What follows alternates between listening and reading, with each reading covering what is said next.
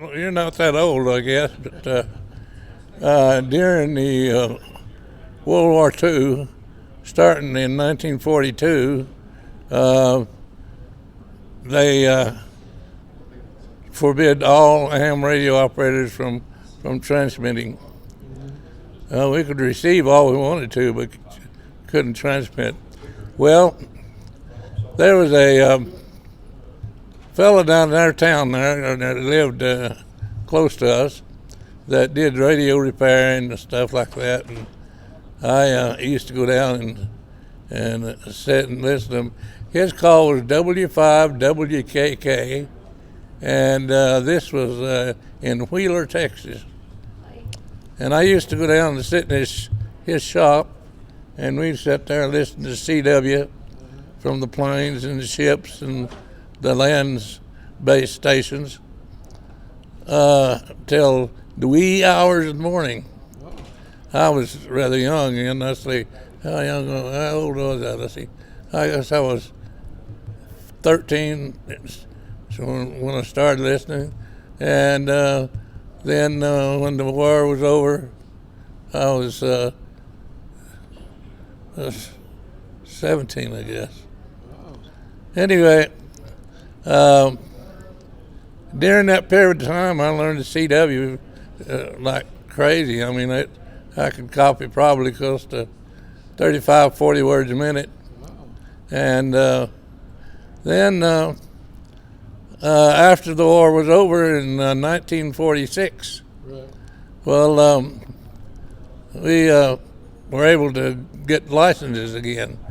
So the second week that the war, or the licensing of ham radio was repealed, I took one hitchhiking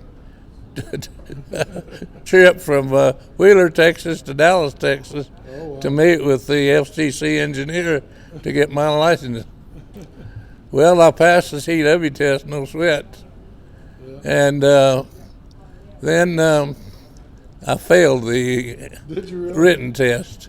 Sure did. I mean, that was back whenever the tests were you wrote them out in essay style and drew the diagrams of all the things that you had to know about. Right.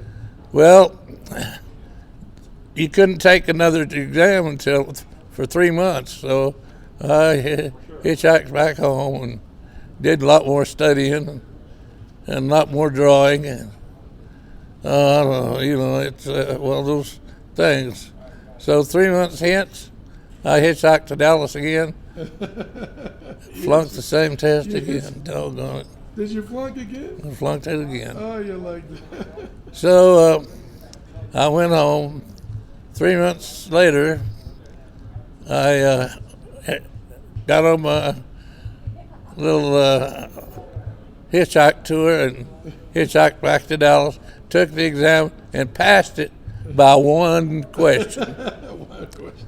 So the first call I had was W5RAY. And then I had that call until I entered the service in 1948. And then I let my lessons lapse until I got transferred to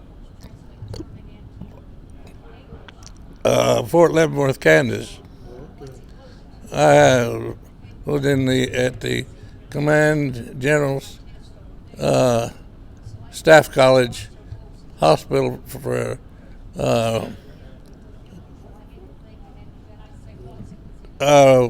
had to go there for some purposes that happened to us during the war. Anyway, while we were there, I decided I'd just go ahead and get my license again. So I did. I got my license again, and I got W0RKO. Oh, yeah. Cool. Well, that was a pretty good call. Yeah, that is. So I held W0RKO from that time. That was in let's see, what was it? I think it was March or April of 1952 until 1964. Yeah. When we moved here, we moved to Albuquerque in '63, and I kept that call till we moved here, and then I got a W5 call. Yeah. My first W5 call when we moved back was W5SDM, Wow. and that being fine. Later on, I decided I was going to take that extra class license exam again. So I took it, passed it, and got KB5SF. There you go. But you had to have 20 words a minute code speed Right. and a whole bunch of more knowledge about electronics. Well, I passed it. Well, Robbie being is the lady she is, and you don't get anything past her. Yeah. She took her exam and made the amateur advanced class license. Yeah. So I was right proud of her, and so I put in for a two by two call, just like she got. Right. Right. So What's her call sign? her call is KC5FT, the Friendly Tiger, Yeah. and mine is KB5SF. How you doing? Well, I'm doing pretty good, thank Just you. telling us the story on how you got into ham radio. Well, he can tell it better than I can. Thank you. We were stationed in Germany,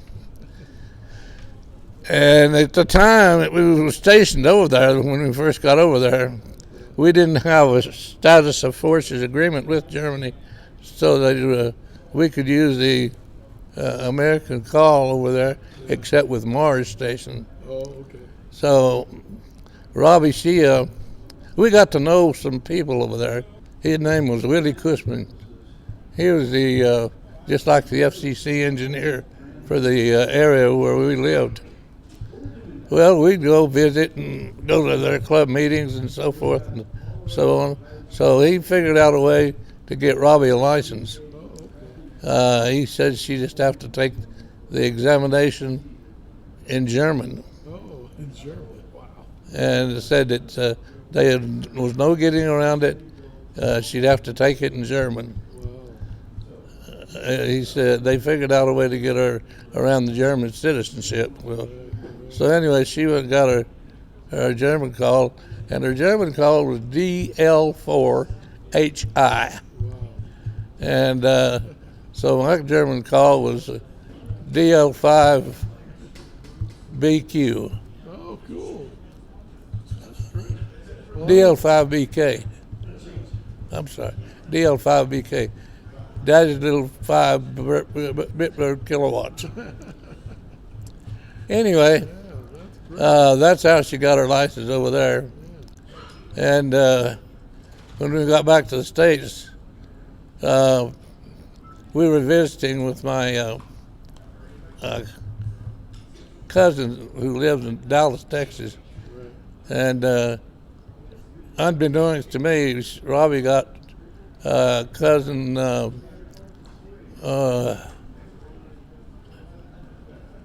to take over to the FCC engineer, so she could see she could pass the general class test. Well, she passed the general class test. He said, "Well, why don't you just go and take the extra?" Yeah.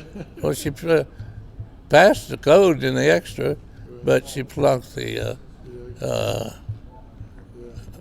written test. He said, "Well, drop down and take the advanced class." So she did.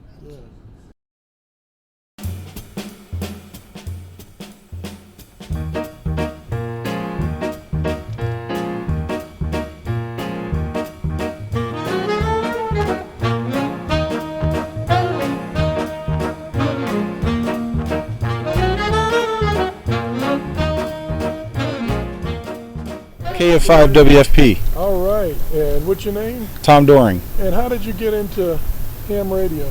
My dad and I took a class, and I got my ticket back in the 60s as a early teenager. That was just a couple of years ago. Yeah, last week. And what is your experience? Are you glad you did it? Oh, absolutely. My wife's not so happy that I have GAS, which is Gear Acquisition Syndrome, which means I never have enough. Right. What kind of rig do you have at home? An ICOM 7600, All right. Yeah. a 706 Mark II-G, Right. an FT100, Oh boy. an 8900, a 7500, yeah. A little bit of this and that. And antennas? Oh, 6-band vertical. Yeah. Yeah, 4-element beam. Right. Yeah. All right. That sounds nice. Can I have one? My wife would be happy to let you have it all. So, do you like the Duke City Hamfest? I do, Yeah. but we need to have more tailgaters. Oh, okay. We're gonna go over and take. Yeah. We're gonna go over and take a look and see what's there. Well, I won't hold you up because I know there's something over there that just needs to burn a hole in your wallet too. Thanks so much, Tim. Appreciate it.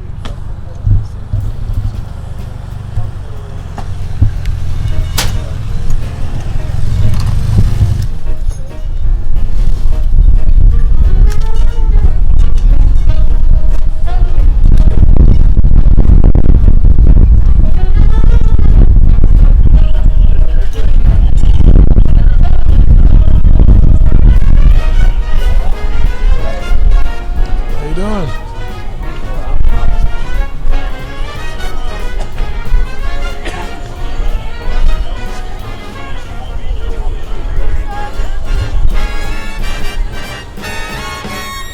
Oh, pretty good. Hey, Hans. Uh-oh. You on the camera here? Yeah, man. What's going on, Mr. Mike? Take Mark? the mic. Will you do a why you got into ham radio for me? Why? It's just exciting. It's fantastic. Going to the moon. Yeah, I don't know what a camera is, but it's right here. Right here. I'm pointing. oh, this is just a microphone How then. did you get into ham radio?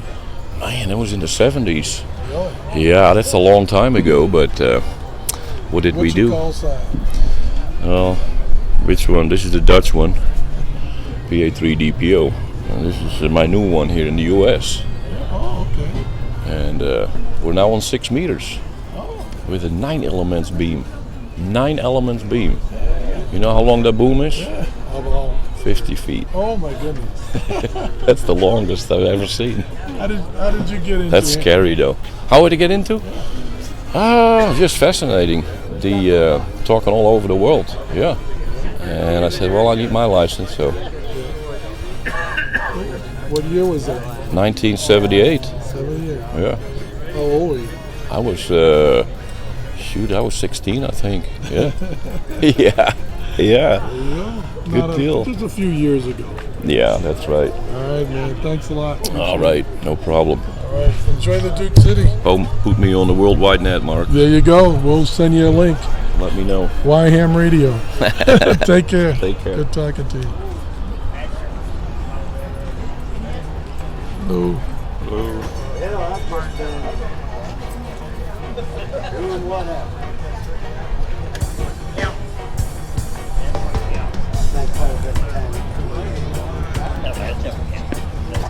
Actually, it was a good day. Okay. When I was in the service, I was injured real bad. And I was having mood swings. I think it's not wanting to go anywhere or even sit. Right. So I went to the VA. Most everything you got to be present to win.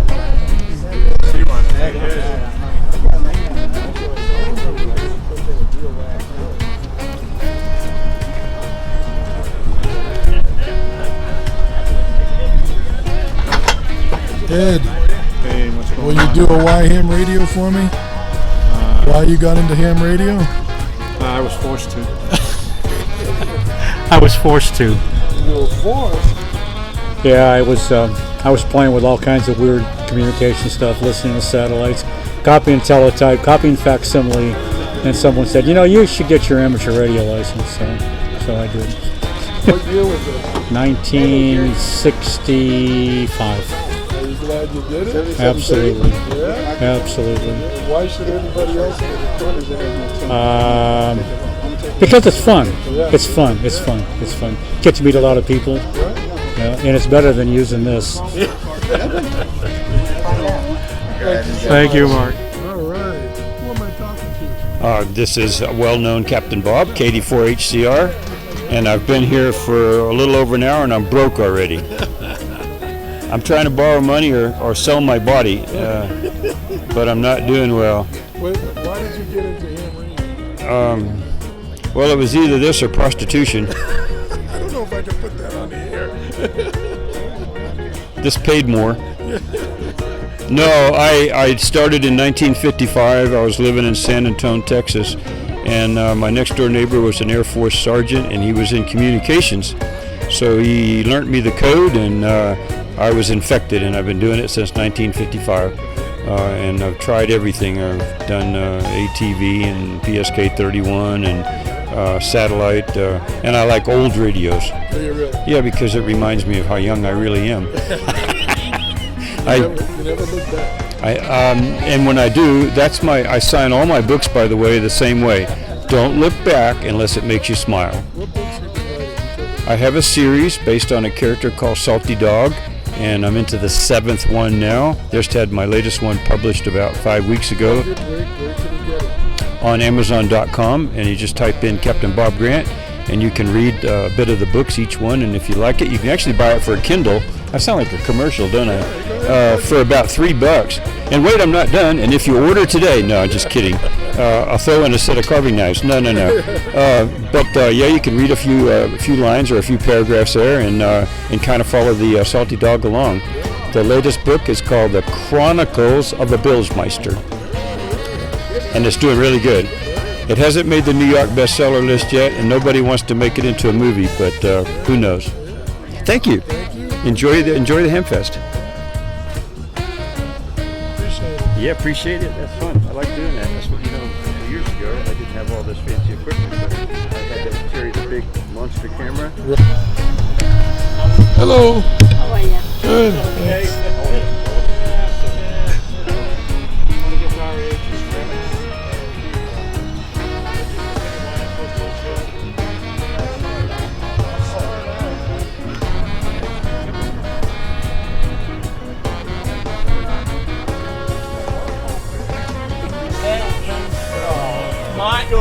My Deputy U.S. Marshal says I'm not to appear on any film broadcast nationally. They'll find out. Oh, are you recording voice too? Yeah. Good morning. Good morning. Phil? Yes. What's your call sign? Whiskey 4 PMG. Good morning. Good morning. How did you get into the podcast, Why Ham Radio?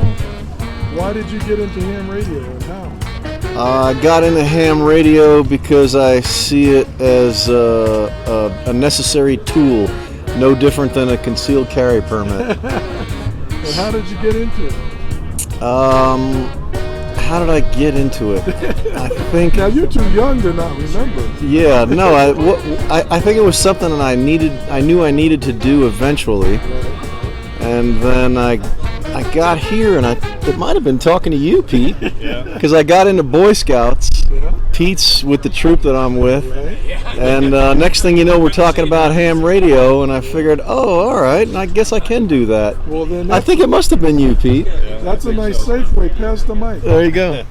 Pete, how did you get into ham radio? Well, long story short, my daughter married a engineer over at Intel. Okay. And, one day he says, Pete, you need a cell phone. And I asked, why? And so anyway, he says, well, we can get you on the family plan. In other words, our provider for $10 a month more, we can get you a cell phone as a family member. Okay, so it was one of these situations where we really didn't need it, I didn't think, after 65 years without it. But we'd take it camping when Phil and I'd go camping, and every time we'd get outside Albuquerque, it wouldn't work. And so What year was that? Oh, I don't know. That was probably maybe 10 years ago. Yeah.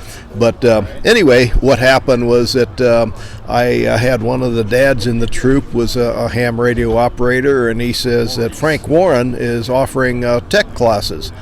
And so I said, I'll bet a ham radio would work out there in the woods. And so I took the class, I passed, and that was the end of the story. Looked back. It never looked back. And you like it, I presume? Oh yeah, it's a lot of fun. It's a lot of hard work, as you can see here, but it's all fun, and the hams are the greatest. Yeah. Thank you so much. You're welcome. Appreciate it. We're going to go over to. I just don't know. He was told he was supposed to be there. Hey Jim, who are you? Who am I? I'm Jim, NM5J, Tie Mark. Hey, tell us how you got into ham radio. Well, first I got into ham radio as a Boy Scout. I was a Boy Scout, and I was trying to get a merit badge in scouting. And I think I took my first test in 1959. And I even passed a 5-word code test. There you go. But I could never get above 5 words. And then I went into service, and I didn't need no stinking license. Everything they wanted me to operate, they told me to go operate. So I got out of ham radio. I have no idea what my original call sign was. I thought. Do you remember? I have no idea. No idea. And in those days, everything was Morse code. There was no FM. And then in 2004, I became the emergency manager for the city, and I knew the value of amateur radio, so I retested and got it back into amateur radio that way. And I've been relatively active ever since. Very busy. Thanks so much. You're welcome. You enjoying Duke City? Absolutely. We're having a lot of fun. Yeah, all right. Appreciate it. Thanks, Mark. Okay, we're going to go over here and see W5AOX, my recumbent Alma. And there's Mark, the TV guy. This is for Yhamradio. Who are you and what's your call? My name is Jim, W5AOX, as you might see on the hard hat bicycle helmet here. All right, so now tell us, what are we looking at? And we're looking at a tandem recumbent TerraTrike. They're not handmade, they're made in Michigan. And we bought this one used. They're quite pricey, $5,000 base price. Whoa. But anyway, it's a fun ride. Allows the wife and I to ride together without getting separated. We have a difference of opinion. We can discuss it in loud tones instead of screaming across the intersection at each other because we're going the wrong way. Anyway, and I'll get loaded it down with radio stuff. Got APRS running in the back. All the electronics run off of a lithium-ion rechargeable battery that normally people use for K3 radios. Where's the battery? It's in the pannier in the back. Oh, okay. The zip cord runs up the front here. Got a Kenwood THF6 for the talk radio up front for tri-band operation. Yeah.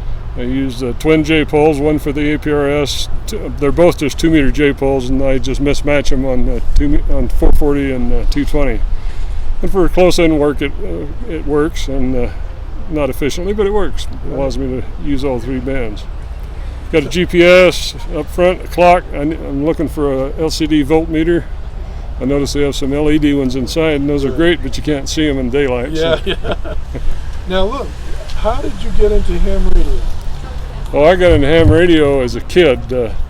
My scoutmaster was a lapsed ham, and he had a workshop next to his garage just full of oscilloscopes and all kinds of weird stuff. And he demonstrated it to me one time.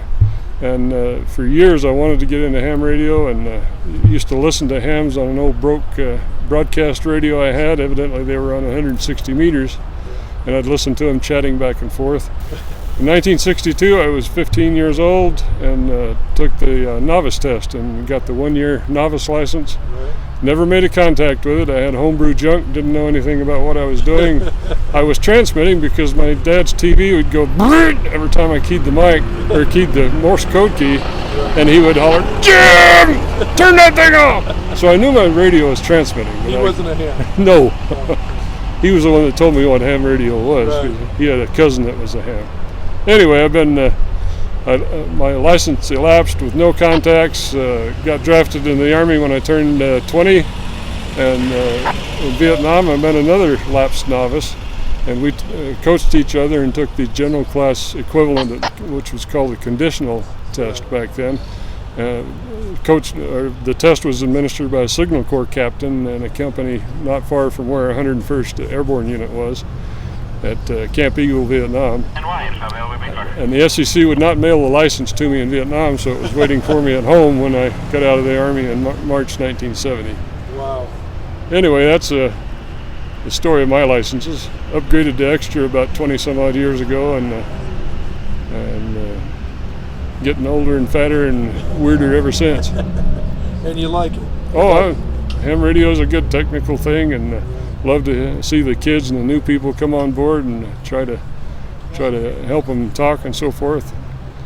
I wish more of them would just talk on the radio and not try to follow the ARRL's instructions of coming on and saying W5XYZ monitoring. Yeah, exactly. In my mind, that doesn't tell anybody anything, and certainly doesn't inform people you're wanting to talk. Yeah, right. Well, this is great. I really appreciate you sharing with us.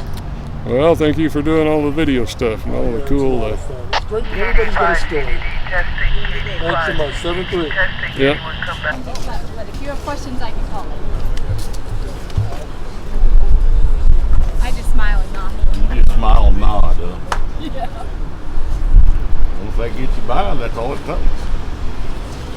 I'll take money too, but I can't. I knew that was coming. I figured that was coming. Huh? That's a pretty good size barrel. Huh? It's a pretty good size barrel. Yeah, I know.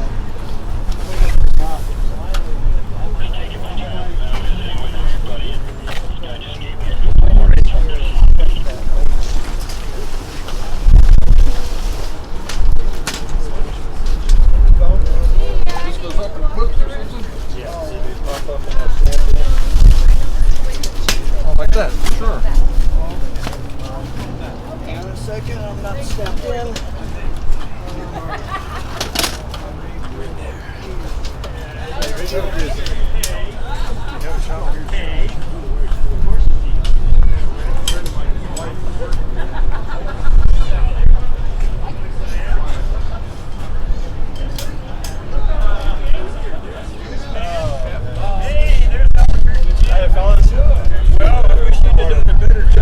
Hi, Mark. Hey, Bruce. How you doing? Oh, we're doing good here today. How you doing, buddy? All right. This is Yhamradio. Hello there, everybody. Where are we? We're at the Duke City Hamfest, and this is Saturday morning. And we're out here in the tailgate portion, enjoying the nice weather and meeting everybody. It's been great fun so far. Great fun. Good to see you. Yeah, We're on episode 5. There you go. And this is your area on the tailgate? Yeah, we got a couple of things here. Got another power supply. I already sold one power supply.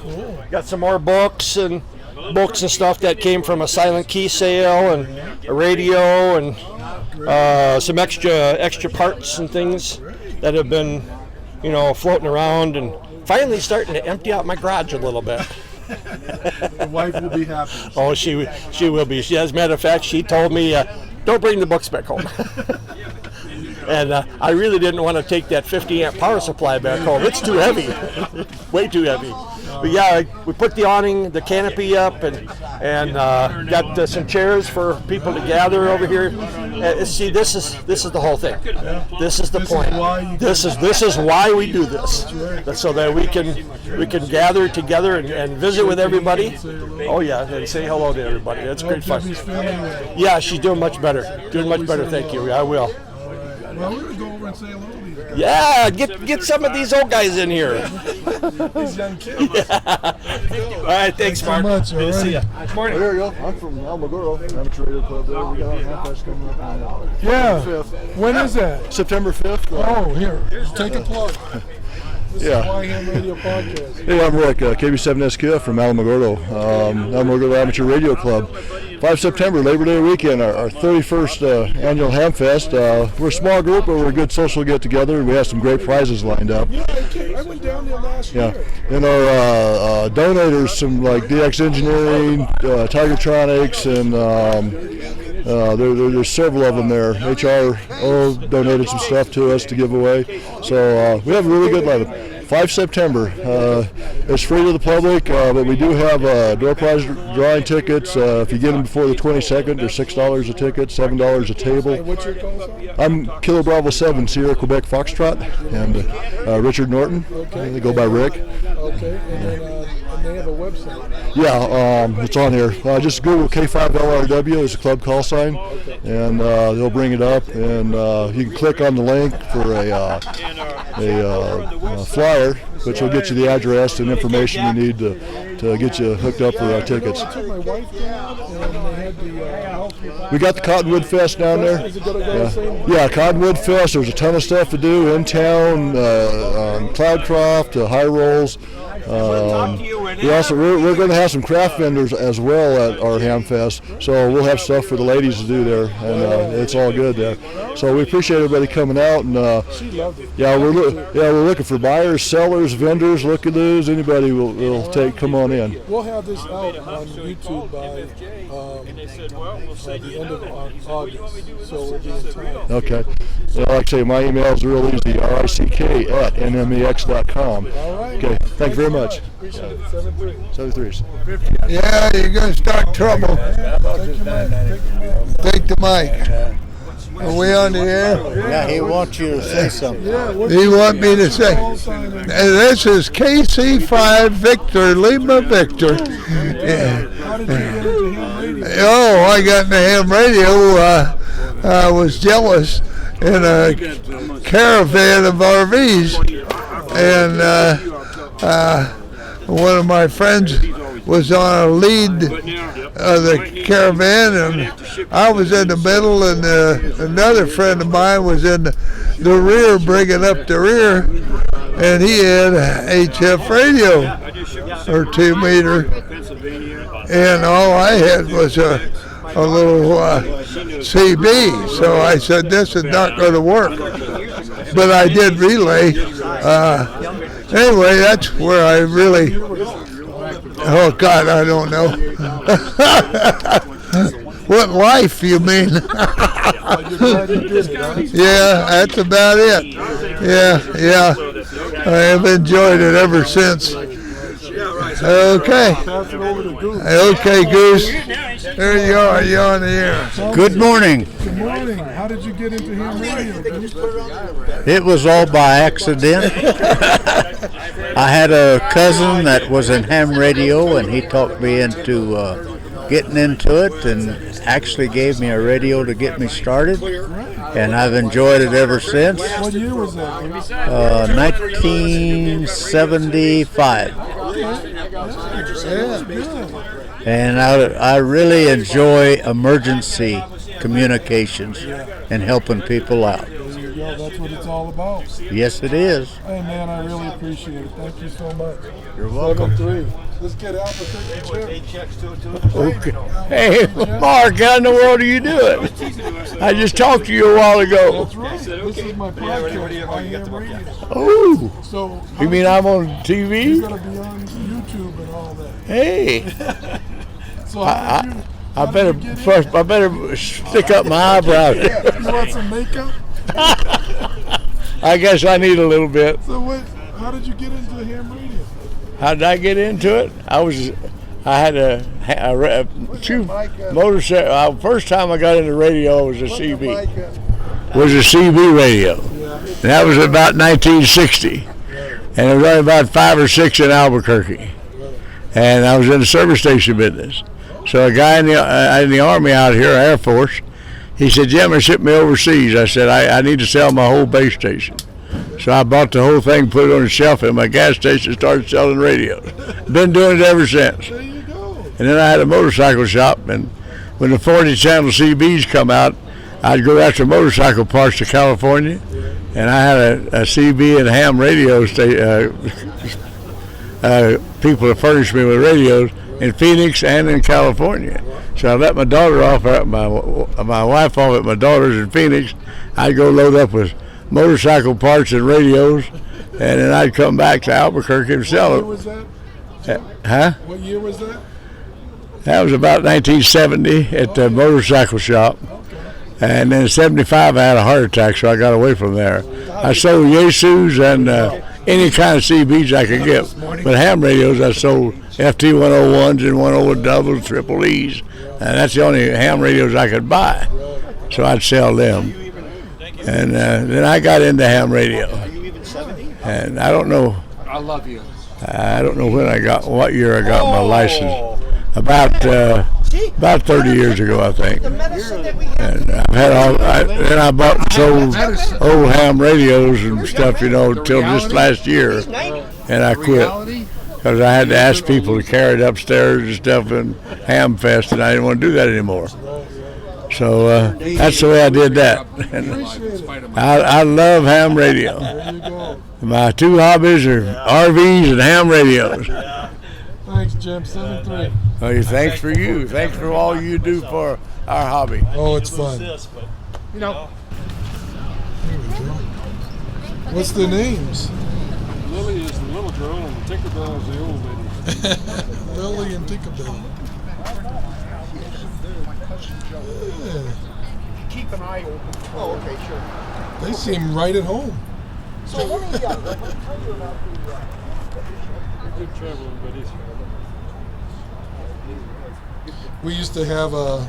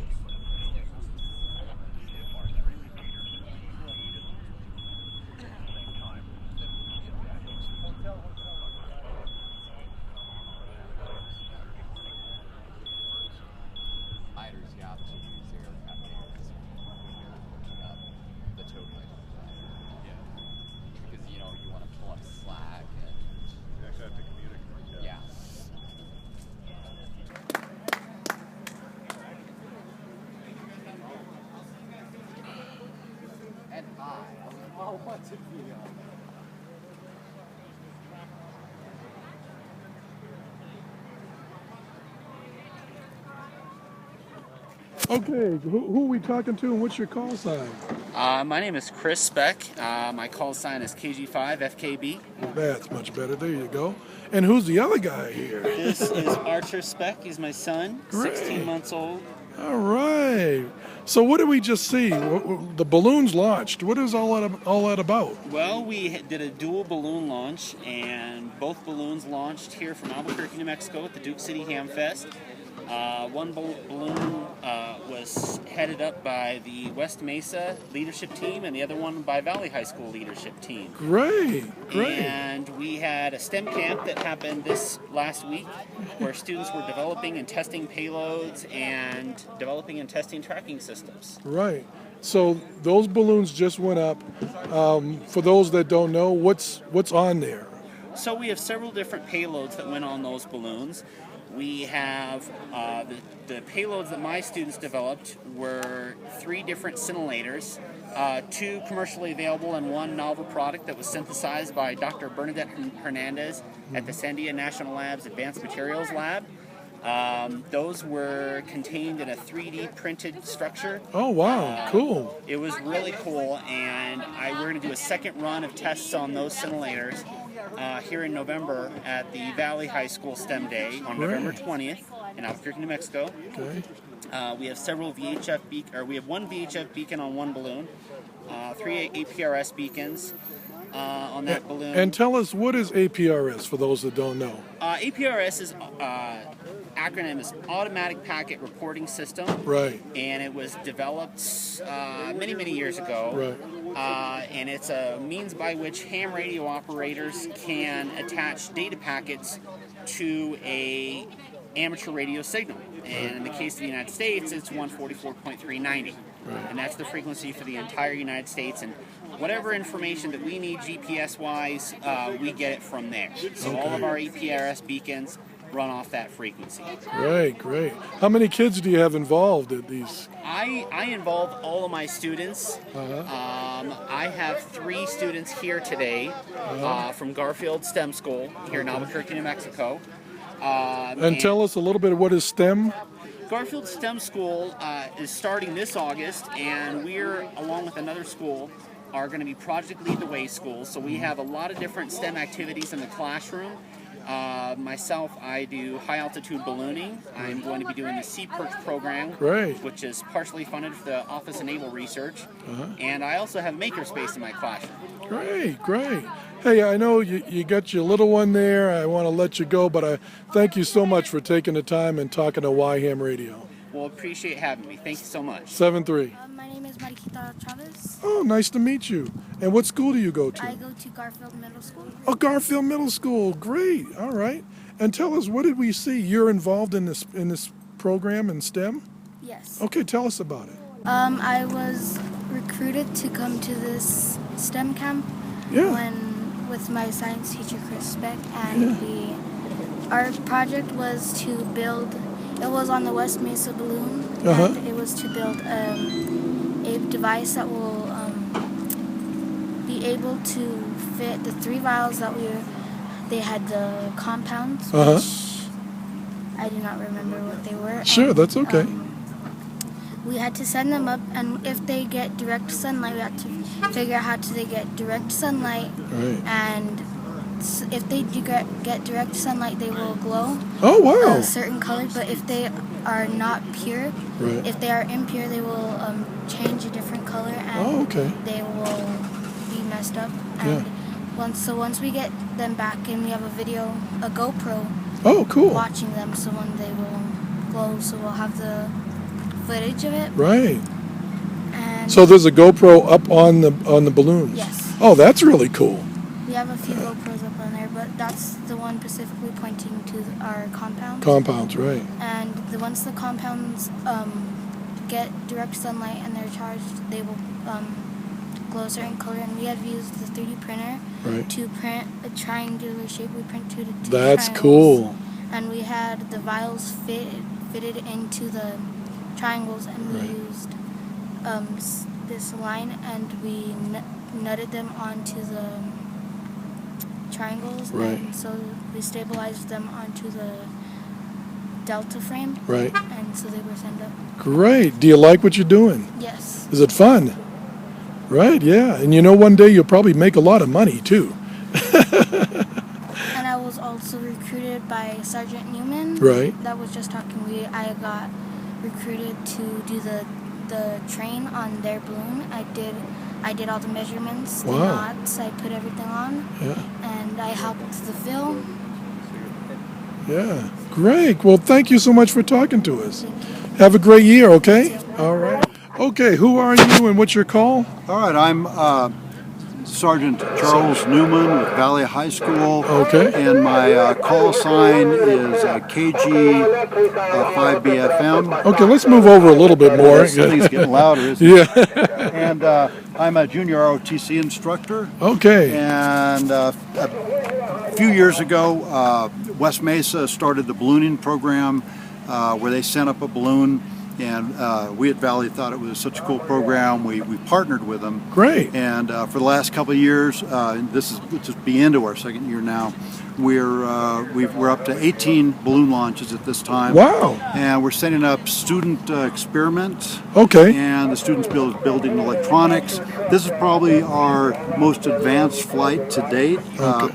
We've got new tracking systems, which are really lightweight, and for the APRS, and it connects to an Eagle flight control computer. Right. And so it's providing us a lot of data that we used to have on separate items in the past. Okay. We've got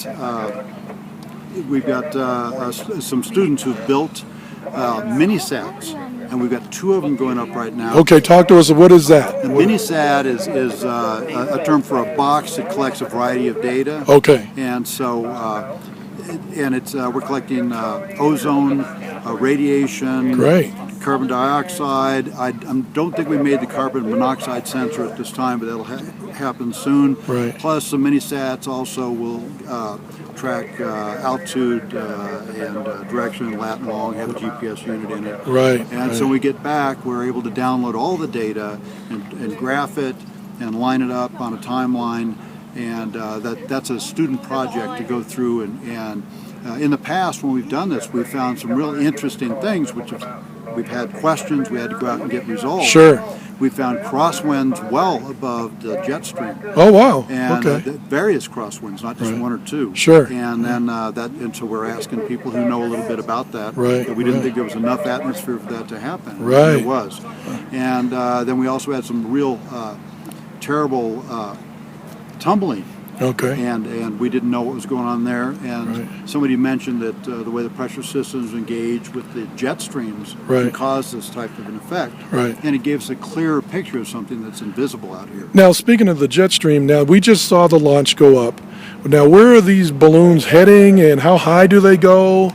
And do you track them through the APRS? We track them through the APRS, and so we're not going to get record altitude this time. Okay. Because we have a very heavy payload. Oh, I see. So the balloon goes up, expanding at altitude, and so we filled it about 15 feet across here.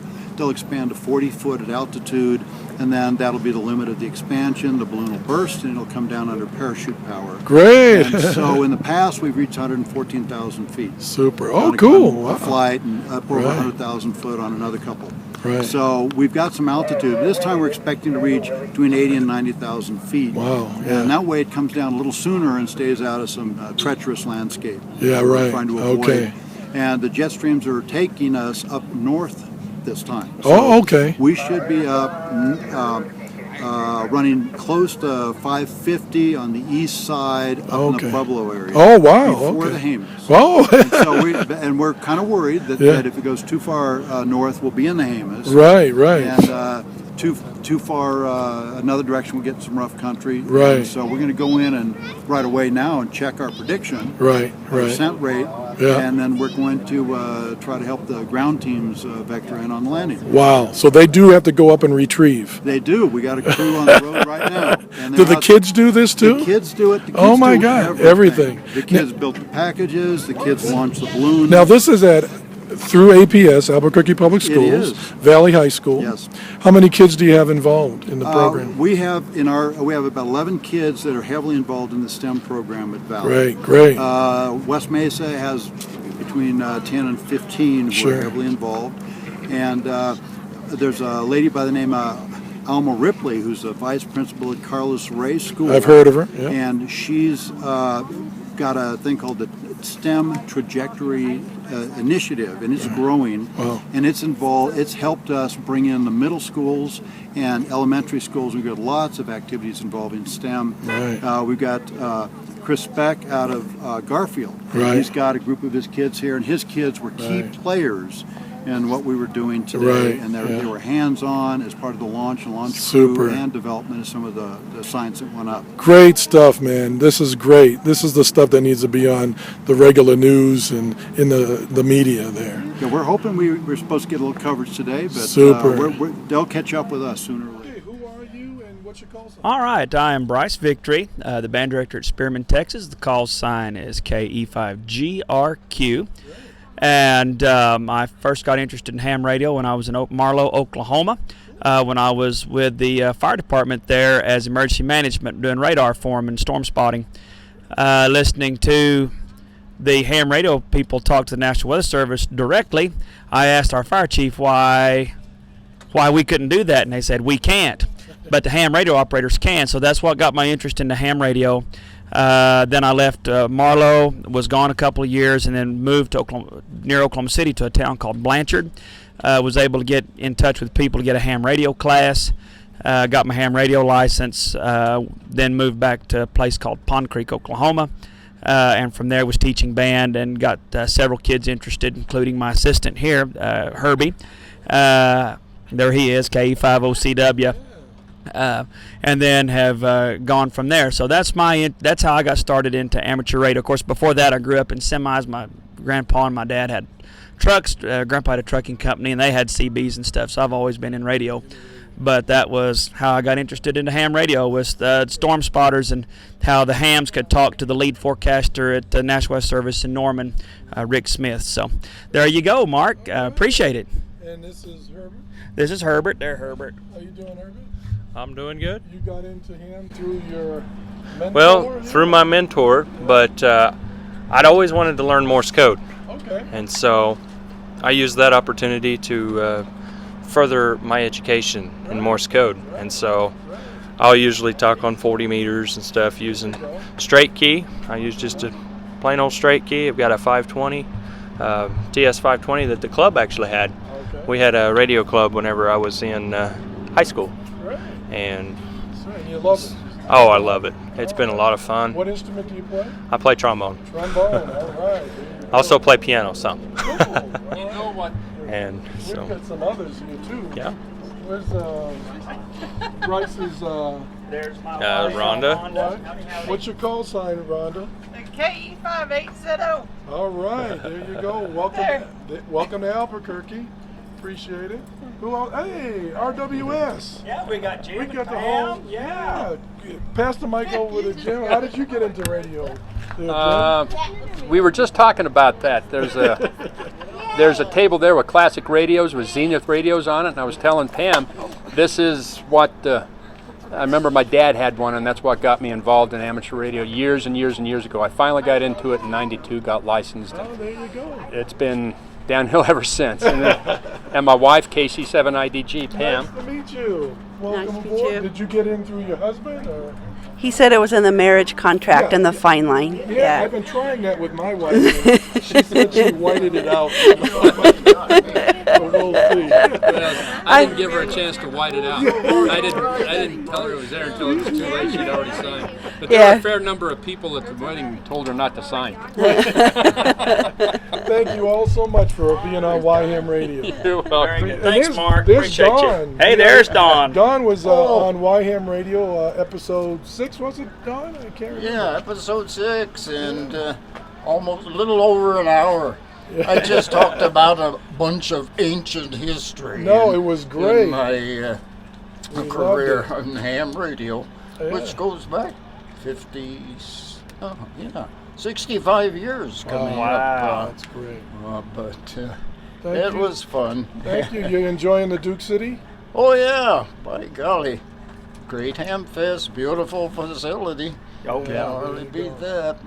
So Thank you so much, Don. Appreciate it. okay. Thank you, Mark. We appreciate you. All right. Have Thank a good you, one, Mark. 73. 73. Thank you, Mark. Okay, who are you and what's your call sign? I'm Ed Williams, WB50RT, Great. and I've been a ham since about 1972. Great. And I got started under one of the other people that you did a podcast of, Paul Thompson, K5TCU. He's one of my mentors. And I actually belonged to the Explorer Post that he was one of the advisors for. Oh, wow. So he's very instrumental in me being in ham radio. And I can remember the first night, a friend of mine, Jimmy Myers, invited me to go to the Explorer Post. And I'd been kind of studying the code with Jimmy back and forth. You know, it was kind of a game we did over the phone because we didn't have our licenses.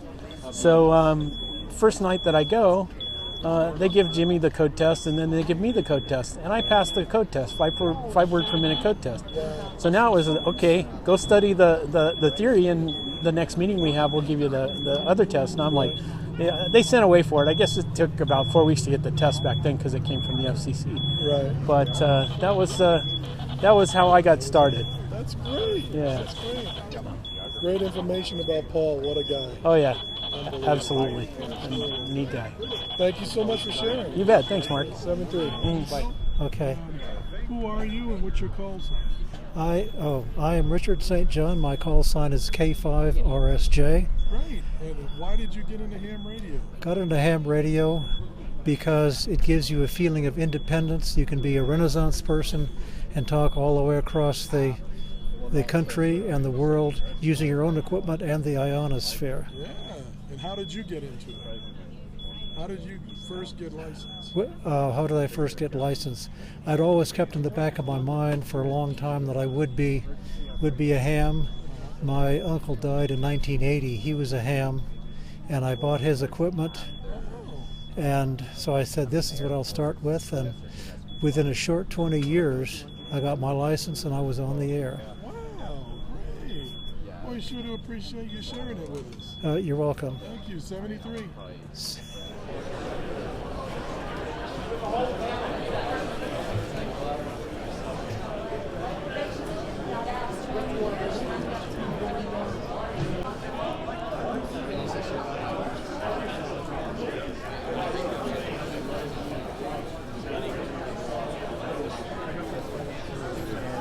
Gotta get you, Ken. Hey, how you doing? Hey, who are you and what's your call sign? KO5 Yankee. Hold the mic. Yes, sir. KO5 Yankee at the Albuquerque Hamfest. Having a great time over here. Been here since about 5 this morning. Bought some items and didn't sell anything yet, but I sure am hoping to sell some items. How did you get into ham radio? I'm not going to do the whole thing now. No, I got. What year was it? I don't remember. You don't remember? Do you like being in ham radio? I do like being in ham radio. And you do the boat anchor now? I do the boat anchor, yeah. Ken, KO5 Yankee. On Thursday night? I got to do a pit stop. Yeah, do a plug. On Thursday? On Thursday, 7 p.m. Mountain Time, 7203, 40 meters, the boat anchor net. All right. You don't have to, okay. All right. Okay, bye. Thanks, Ken.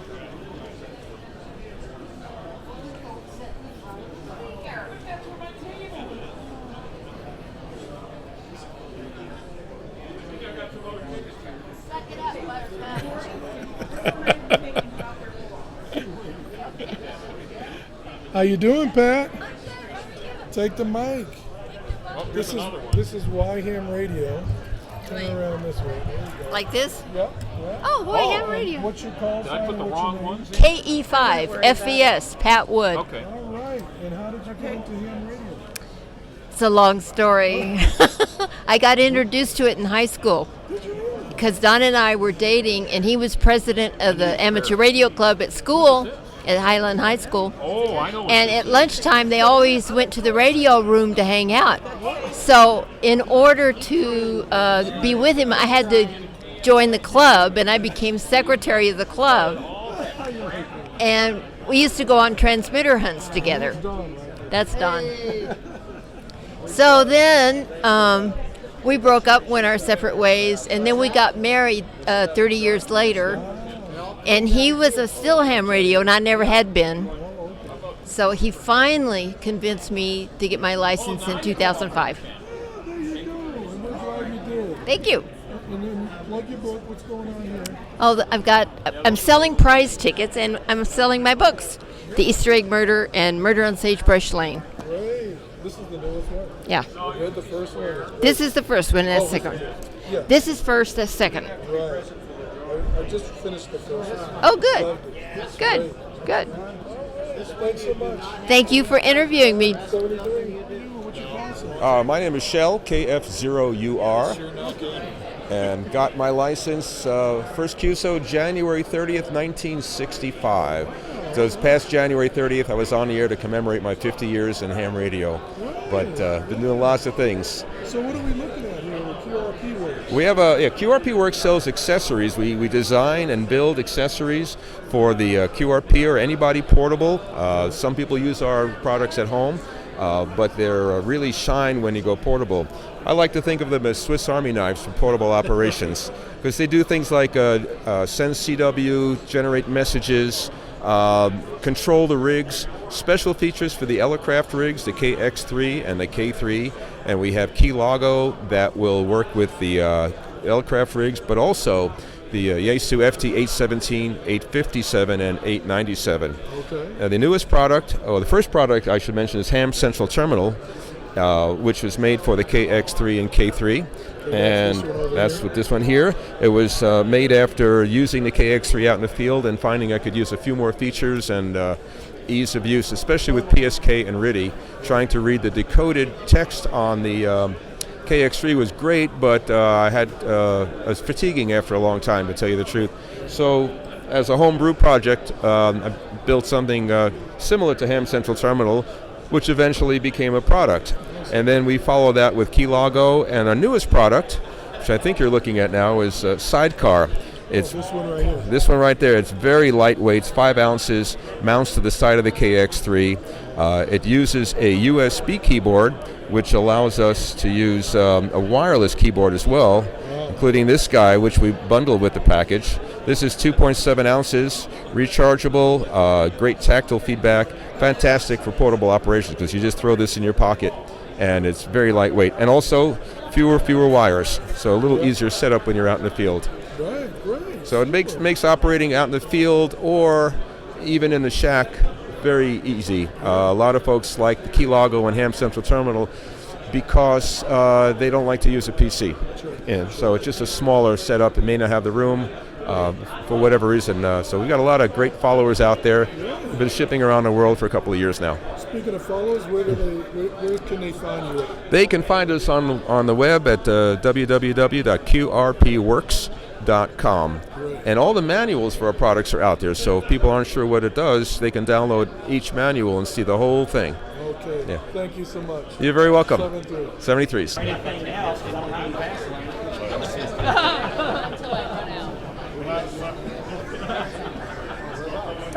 Do you know where Wickenburg is? Do you know where Congress is? Gotta get Mark. If you were going from Wickenburg to I'm Mark Prescott too. on Highway 89, Hi, Mark. How are you, 50 sir? miles outside of Wickenburg is Congress. It's a junction, 89 and 71. All right. Congress Junction. Okay. My name is Mark Ewell, and I'm KD0YPB, Yummy Peanut Butter. He's over the hills. Over the hills, exactly. Yeah, the hard way. What are you looking at? What's the name of the Pretty country in there. The business name is RF Stuff. It's owned by Kathy Bross, who's a friend of ours. We're here helping out. And they had a monster storm yesterday. And we're here through Sunday. And then we'll go going back to Congress, Arizona, where we're from. Yes, indeedy. And they can find you at rfstuff.com. Yes, sir. Thank you so much. Appreciate it. You bet, Mark. Oh, I forgot the most important thing. Why did you get into ham radio? At the behest of her husband, who has passed away the last couple months. Oh, God bless. Yeah. Well, thank you so much. I appreciate it. You're very welcome. 7-3. So, who am I talking to? What's your name and call sign? Steve Ritchie, KD5RHR. Great. And why did you get into ham radio? I got into ham radio because when I was a kid, I used to do shortwave listening and CB, and so it was kind of a natural progression. And it was something to do that I could do with my father as he was getting older. So we both got our ham radio licenses pretty much at the same time. Right. What's his call sign? WO5K. There you go, Paul. Yep. There you go. Tell him we said hello. Will do. He had his 93rd birthday yesterday. Oh, God bless him. Yeah. That's great. Yeah. Do you think others should get in the hobby? Definitely. You have all kinds of fun. There's all different aspects. You can do digital modes. You can do regular modes.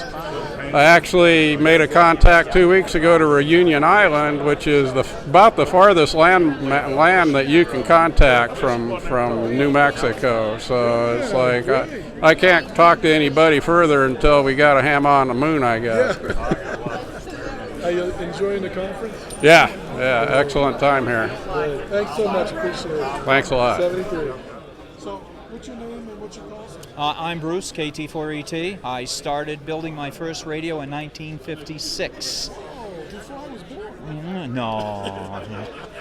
So that's all I do. I made my living in ham radio for a long time. I ran Vibraplex for a while, back when it was in Maine. And so I'm still building radios. I'm still on the air all the time. And I got my lovely girlfriend who just earned her general recently. Yes, I did. And this is Lisa, KG5FBX. Nice to meet you. So that's all I can tell you. And you suggest everyone else to get into the hobby? Yes, and do what I do, what we do. We have a trailer, and we pull it off, and we go play radio, and we go fishing. Hey, sounds like a great life. Yeah. It is. Thank you so much. Thanks, Mark. 73. Yeah. The roof penetration. Breakdown properties by zone. Right Now they did a fine job. They just looped it over the edge of the roof and it works great. So So we're happy. Mark. Hi. Hi. How you doing? Good. My name is Mark, W5MHG. Okay. We do a podcast on YouTube called Why Ham Radio. Okay. With the letter Y. And that's about why you got into ham radio and why others should.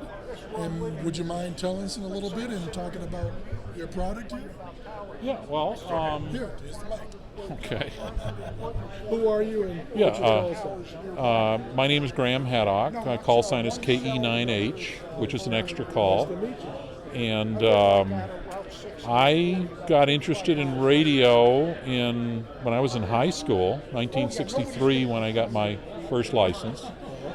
And quite frankly, and I enjoyed radio, went to college, got a degree in physics, and then Motorola hired me because of my ham radio experience heavily, because that got me a job. I worked my way through college at a Motorola service station. Sure. And then so when I got out of college, not only did I have a degree, I also had 4 years in two-way radio that I directly attribute to the ham radio. And I worked at Motorola for 33 years and made my way all the way up to vice president. And I retired in 2002 from Motorola. I did a startup in Austin involving power amplifiers for cellular base stations. And then I joined Flex Radio about 5 years ago.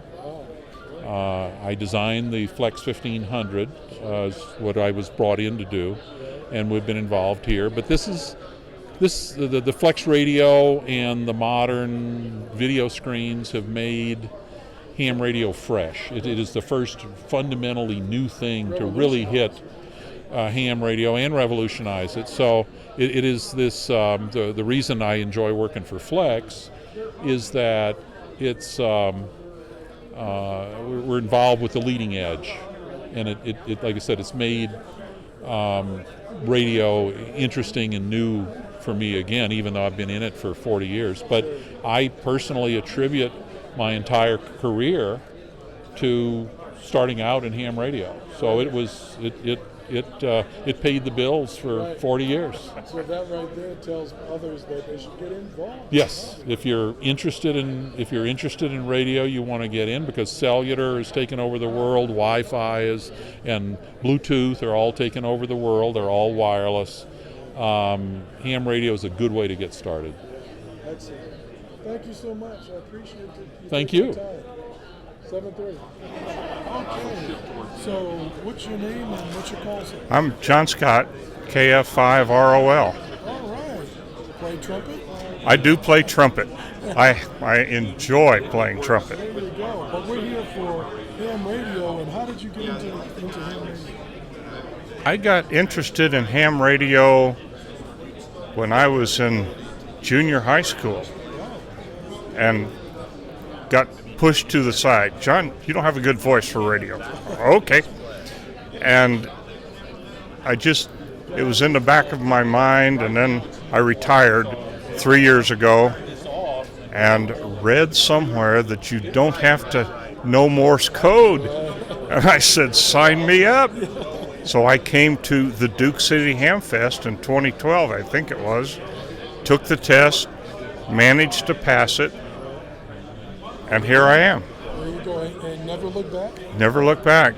You know, I have great fun. I'm a member of a very active club. What club is it? High Desert Amateur Radio Club. And we help out here. We're very big in the STEM initiative in the schools. Science, technology, engineering, and math. Okay. We're presently working with 3 or 4 of the schools on a very regular basis, very active basis. And we go down to the Explorer Museum regularly and demonstrate ham radio to the public. It's great fun. And you would recommend it to others? Absolutely. You know, it's fun to... I talk on the ham radio driving down the street when I'm in the car, but here in New Mexico, I tell people one of our favorite activities north of I-40 is getting lost. And our search and rescue people are called out 2 or 3 times. Yeah, 3 times a week. And most of those searches are coordinated by ham radio. You know, when the tornado hit Moore, Oklahoma, 6 hours after the tornado hit, ham radio operators were there to pass messages to family. Nothing to do with first responders, just help people contact family. Yeah. Thank you so much. All right. Thank you.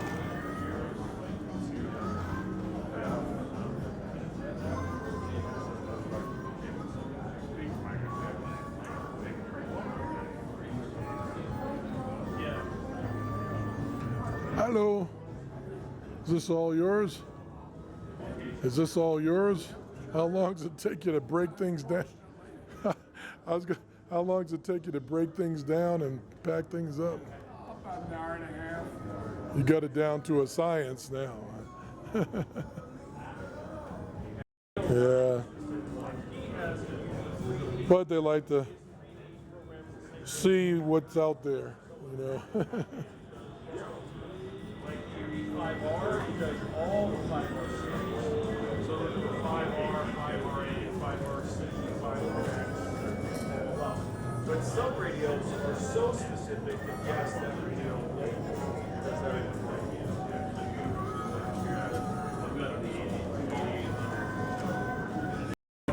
Okay.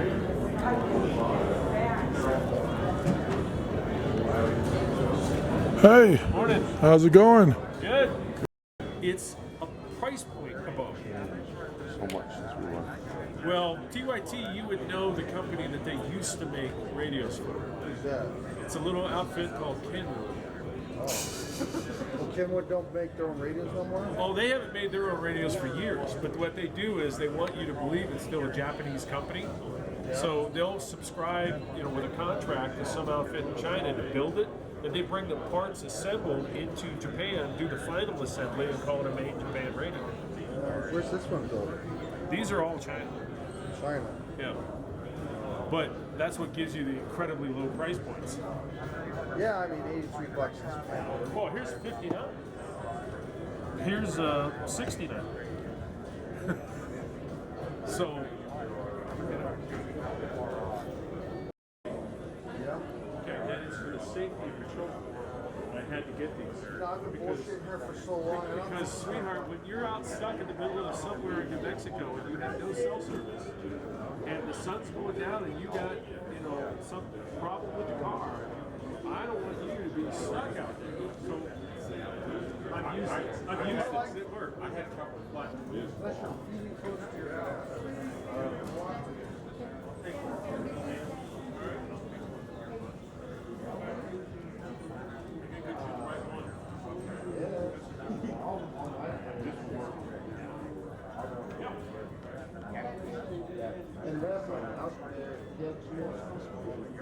What's your call sign? Hi, my name is James, KD0MFO. Great. And how did you get into ham radio?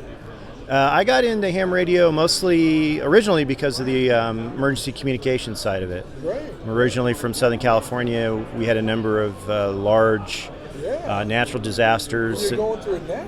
Yeah. Well, we're from Colorado now, but originally when I was interested in getting into ham radio, we had a pretty good sized earthquake in Southern California and a couple of wildfires shortly after that, and couldn't reach my family and thought there had to be a better way, so went in and looked at ham radio, and then it worked out for me. Right. Now we're here at the booth of hamradioschool.com. Correct. Tell us a little bit about that. Yhamradioschool.com is a licensed preparatory course for right now the technician and the general license, and we're a little bit different than the other licensing material out there. We take a visual approach, so we use a lot of images, a lot of illustrations, a lot of common term analogies to teach the material so that individuals can pass their technician or general license. We call it an integrated approach because we also have compendium material on our website that includes the FCC examination section by section. It also includes YouTube videos that we've created, animations, illustrations, and additional downloadable material to really help reinforce what it is you're reading so you can really get it. And this is general, tech, and extra? We're currently working on the extra book with the new question pool coming out, so that'll be released probably late winter, early spring of 2016. Great. All right. How long have you guys been up and running? We've been in business now a little over 3 years, and we're from Monument, Colorado, just outside of Colorado Springs. And this material, our style of teaching, the illustrations, the videos, those types of things really kind of culminated from teaching Boy Scouts over a period of about 4 years. Boy Scouts keep coming up all the time. It does. And when we were teaching Boy Scouts the Radio Merit Badge, the material that was out there was really difficult and challenging for these boys, 11 to 15 years old, 16 years old. So we started supplementing that material with our own stuff, animations, illustrations, using common terminologies again, Absolutely. And then their success rate went through the roof, and we figured we were onto something, so that's kind of how this material came about. And a lot of us old-timers can really understand that language. Yeah, absolutely. And now we have a fairly robust instructor network that they use our material, and we teach as well in our local area, but we have instructors all over the United States that use it, as well as individuals who purchase it, and we're in schools, we're in high schools, colleges, ham radio clubs, Boy Scout troops, Girl Scout troops, and so on. So people who are really interested in this style really enjoy it. Thank you so much. You're welcome. Appreciate it. 7-3.